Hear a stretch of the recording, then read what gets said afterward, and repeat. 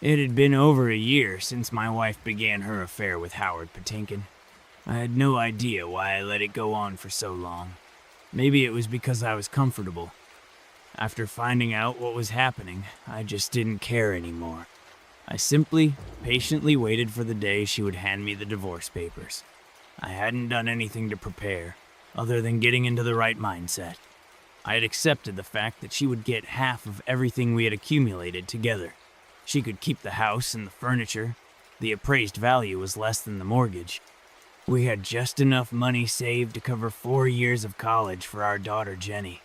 In 3 more years, I would be fully vested with the company, and she'd probably claim a part of that too.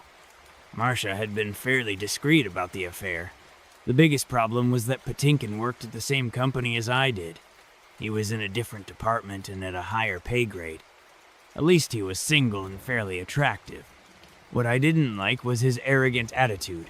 He was easy enough to avoid at work, and the only time I ever had to interact with him was at company social events. Things came to a head very quickly. Jenny had left for her first semester at Penn State, and Marcia and I were alone in the house for the first time in 18 years. Normally, that would have been a great chance for a couple to rekindle their sex life. But not in our house. Marcia was always too tired or too busy, and I didn't care at all. It was a Saturday morning. Marcia was in the shower, and I was still reading the newspaper when the phone rang. I wasn't expecting a call, so I just let it go to the answering machine. It was an interesting message, to say the least. "This is Malkel Jewelry. The engraving on your watch is finished, and you can pick it up any time. Thank you." Well, that was interesting. I don't wear a watch and never have. I hate the feeling of something dangling from my arm. There is no reason for Marcia to have anything engraved on her own watch, and Jenny used her cell phone to check the time. I had never been one to go through my wife's purse or any of her things, but that day I had a strong impulse. The receipt from the jewelry store was tucked in the side pocket, where she kept her credit cards. I read it carefully. Tag Hoyer Carrera wristwatch with black crocodile strap. Engraving on the back. Forever, Marcia. 3,900 pesos. Paid in full. I carefully placed it back and poured myself a cold beer. I knew perfectly well it wasn't for me. Marcia had just come back into the living room as I stepped out to start mowing the lawn. It took twice as long as usual to finish the yard work, but I had a good opportunity to think things over. After lunch, Marcia informed me she'd be spending the night at her sister's house in Frackville. She didn't notice the huge smile on my face. I spent the rest of the afternoon putting my affairs in order. I'd had an entire year to do it, but I waited until the last minute. I cursed myself for delaying, but I was glad I'd finally made the decision. She got home around noon on Sunday. We were cordial, but barely spoke. It was the longest Sunday of my life. That night I slept on the couch. Monday morning at work started off fine until Howard started showing off his new watch to all his coworkers. I resigned myself to endure it until he looked at me with a big mocking grin. Up until then, he had always been low-key and discreet about the affair, but now he was bragging. Big mistake. I immediately took a week's vacation and notified the office. The divorce papers were delivered to Marcia on Wednesday. She called me. "John, care to explain this? Do you want to talk about something?" "No. Why should I?" "Just sign the papers, Marcia. It was time and you know it. Signing them will just make things clean. I'm the one losing here. You lose nothing and gain everything. You're offering no support. I gave you 20 years and you offer nothing. If alimony was included, it would only be until you remarried. Seemed like a waste of time. This way, it'll all be done in 90 days. If you want to change anything, I can guarantee it'll take over a year. I just want to move on." "I understand you're moving out." "Correct." "Oh, and who told you?" Of course, I knew the answer. Does it matter at this point? There was no pause in the conversation. "Marcia, I'm the one who got hurt here. I'm the one being forced to move. I did nothing wrong, and I'm still the one being punished. I've known about Patinkin for several years. Just sign the damn papers. I'm sorry, John. I never wanted this to happen. I'll take them to the lawyers tomorrow. It was a perfect opportunity to make her feel guilty, but I refused to give her that satisfaction. I went to work on Friday and cleared out my desk.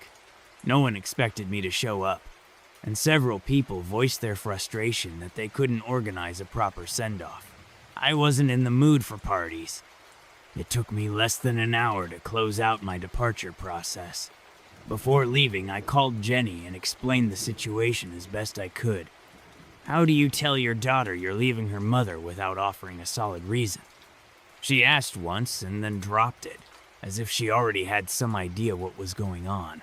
I couldn't see how she wouldn't know, given how long it had gone on. I had a feeling she understood. The drive to Baltimore was sad. All I could think about was the life Marcia and I had built, and how easily it had been destroyed. I had always planned to grow old with her. Now I had no plans to grow old. I really didn't care. At no point did Marcia apologize for her actions or even acknowledge them. We avoided the topic. Naturally, we both knew what had happened, but neither of us would be the first to bring it up. You could go insane thinking about all this crap. I turned on the radio. Who the hell is Lady Gaga? The new job was a breeze. I was overqualified, to say the least. Because of my competence and confidence, the people under my supervision felt at ease. It would be a good change. I kept in touch with Jenny, and she gave me updates on her mother. Howard moved in with Marcia at our house a week after I left. Jenny wasn't happy, and I couldn't blame her.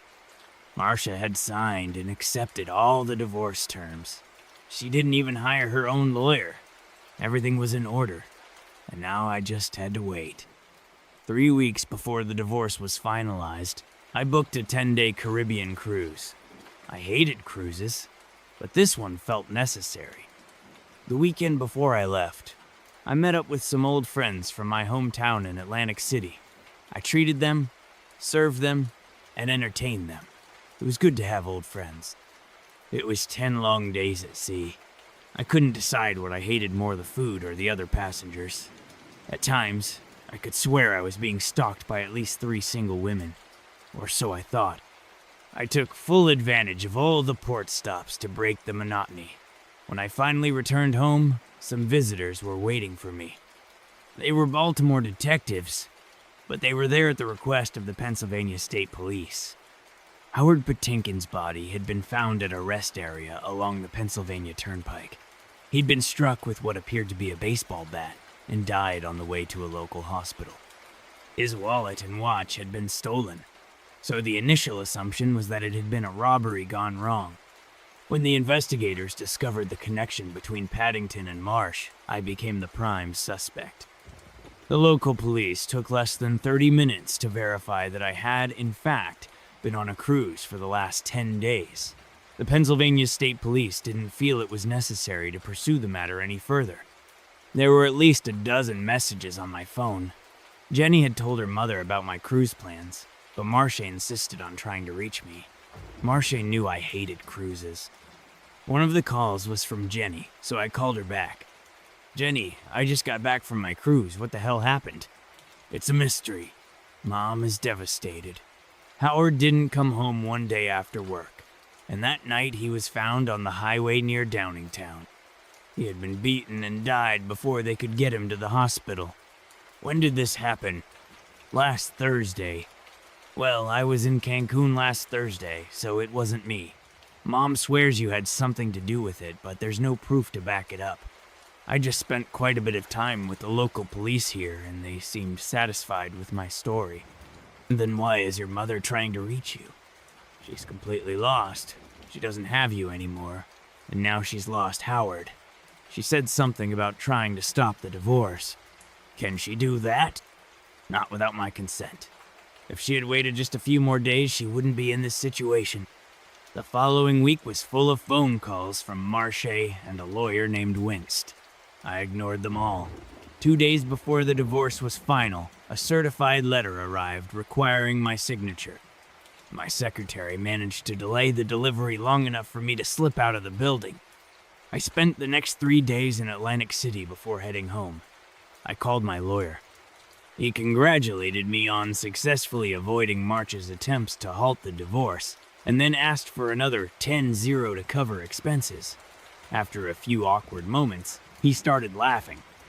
It was a pretty bad joke, but it added a bit of lightness to the situation. Instead of the money, he said he'd settle for a steak dinner. Fair trade. Still, I thought it was a pretty bad joke. I never fully understood why the police dropped the investigation into Paddington's murder, or why they never contacted me again. Jenny called and offered some congratulations, though of course with the kind of reserve a child might show when their parents are splitting up. Marche was in a deep depression. Her sister Sari was staying with her at the time. It seemed she had suddenly realized she was going to be in financial trouble. Serious financial trouble. I smiled as I hung up the phone. I had no contact with Marche over the next 2 years. I didn't follow her or check on what she was doing. I spoke to Jenny once a month, but we both carefully avoided any discussion about Marche. All I knew was that she had lost the house to the bank and was working at a women's clothing store in one of the local malls. Marche told Jenny that Howard had 2 insurance policies naming her mother as the beneficiary. Apparently, Paddington's mother wasn't willing to share. I had a few dinner dates, but nothing romantic or sexual in nature. That same year, Jenny announced she was getting married in June. I had met the guy a few times and felt very comfortable with her choice. The wedding was going to be in Harrisburg, her hometown. Naturally, Dad was going to pay for most of it. I was more than happy to help however I could. The groom didn't have much family, so it all made sense. I agreed to attend and give the bride away, but only if Jenny could assure me I wouldn't have to be near Marche or socialize with her in any way. She reluctantly agreed. I didn't want to ruin my daughter's wedding, but I felt that if I were forced to interact with Marsh, a scene was more likely than if I simply avoided her. Besides getting a tuxedo, there was one more thing I had to do to prepare for the wedding. I was feeling mischievous, or maybe it's better to say, my bad side came out. It was a beautiful wedding, aren't they all? Jenny kept her word. Things were carefully arranged so that Marche and I could avoid each other without it looking too obvious. Though I was alone, Marchie was accompanied by a handsome guy of about 50. I never found out what their relationship was.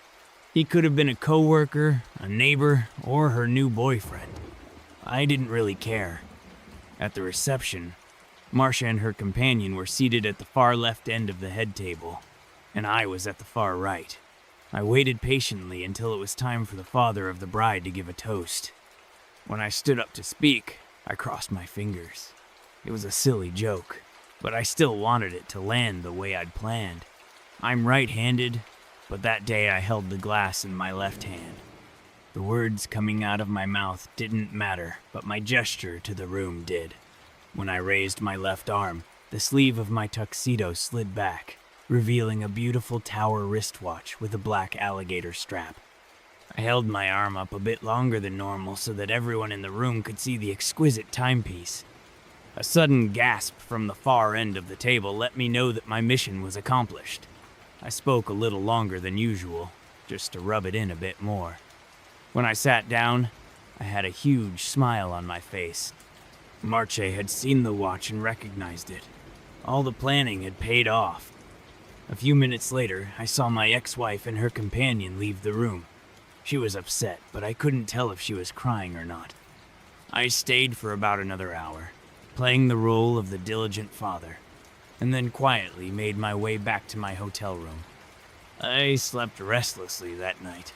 I wasn't sure what Marche would do, if anything. If she did nothing, I'd know she had accepted her fate and was ready to move on. If she was still bitter about what had happened, I might be getting a few visits. The answer came at 6 a.m. Mr. Jan Terrell? They were 2 men in dark suits. I suddenly had a vision of Will Smith and Tommy Lee Jones in Independence Day. I chuckled to myself as I answered, "Yes, how can I help you?" The man in the suit and his companion asked to come in. They weren't local, they were from the state prosecutor's office. I wondered who had dragged them out of bed so early in the morning. I motioned for them to sit down while I put on my pants. I'd been expecting them and really should have been dressed before they arrived. There were only 2 chairs in the hotel room, so I sat on the bed though, not on purpose. I took more time than necessary to get comfortable. How can I help you, gentlemen? Are you Jan Terrell who attended the Peterson-Terrell wedding yesterday? Of course. Jenny Terrell, now Peterson, is my daughter. We received a tip that during the reception, you are wearing an expensive watch, a T-Hauer. I walked over to the nightstand and picked up the oversized watch. Yes, I was wearing this watch. Do you like it? That's not important, Mr. Terrell. What we'd like to know is where you got the watch. Why? Could you maybe start by telling me why you want to know where I got it and who told you I had it? Then I'll answer your questions. Mr. Terrell, we're trying to make this as easy as possible. Could you just answer the question? Fine. I got the watch on eBay. Now, tell me, why do you want to know? A watch identical to the one you're holding was found on the body of a murdered man in Downingtown 3 years ago. I'm sure there are lots of watches that look like this. Could you be a little more specific? They were visibly uncomfortable. I had the feeling they were about to haul me off to some government building to finish the conversation. Mr. Terrell, do you know a man named Howard Paddington? Of course I do. I used to work with him, and he's the man who had an affair with my wife, which, by the way, caused my divorce. Mr. Paddington had a watch exactly like this when he was killed. How do you know that? My 2 visitors didn't answer. Was he wearing the watch when they found him? They both shook their heads in unison. So you think this might be his watch? They should have been the ones in control of this informal interrogation, but it seemed like they were losing their grip. Who the hell told you this was Howard Paddington's watch? Your wife, Mr. Terrell. Your wife identified the watch. And how did she know this was his watch? There was a brief hesitation. She claimed she bought it for him. Maybe you should talk to her. No response. Is that it? Is that all you've got to go on? There's an engraving on the back of the watch that'll clear this up. Can she prove she bought this one? Does she have a receipt? Hell, I have a receipt. Let me show you. They sat in silence as I pulled a folded piece of paper from my wallet and handed it over. The lead man looked from the paper to me. This is from eBay. Says here you bought the watch for 49 pesos. Yeah, but I also had to pay 5 pesos for shipping. You bought a T-Hauer watch on eBay for 49 pesos? Not exactly. Look closely at the description. Both of them were focused on the listing and didn't notice the huge grin on my face. It says Tiger, not Tower, period. Here, look at the face of the watch. The second man in the suit studied the watch face carefully as I held it out. He turned to his colleague. It says Tiger, period. Gentlemen, my wife bought a T-Hauer watch for Mr. Paddington. I didn't buy a T-Hauer, I bought a Tiger Hauer. Frustration showed on both their faces. Things weren't going as they'd planned. Can we see the back of the watch, Mr. Terrell?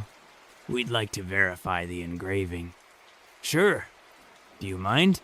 Not at all. I handed them the watch to inspect as they liked. I had made my point clear. I was putting on my shirt as they stood up to leave. Sorry for the inconvenience, Mr. Terrell. Have a safe trip back.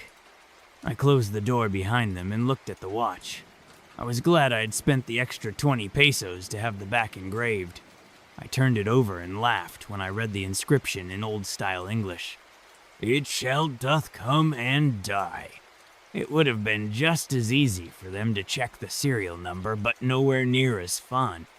I drove back to Baltimore knowing my wife was still bitter about how I'd handled things. I guess I couldn't really blame her, but I'd hoped there might have been at least a little regret on her part. What upset me was that she was still looking for ways to hurt me or get back at me. She was the one who cheated, not me. Maybe it was time I got even. I tossed the Tiger Hauer watch out the car window and reached for the glove compartment. The difference was obvious just by feel. Before putting the real one on, I read the inscription for the 1000th time. Forever Mars. I hated wearing a watch, but maybe I could get used to wearing this one. I was going to pull this off completely, just like old Sinatra used to say.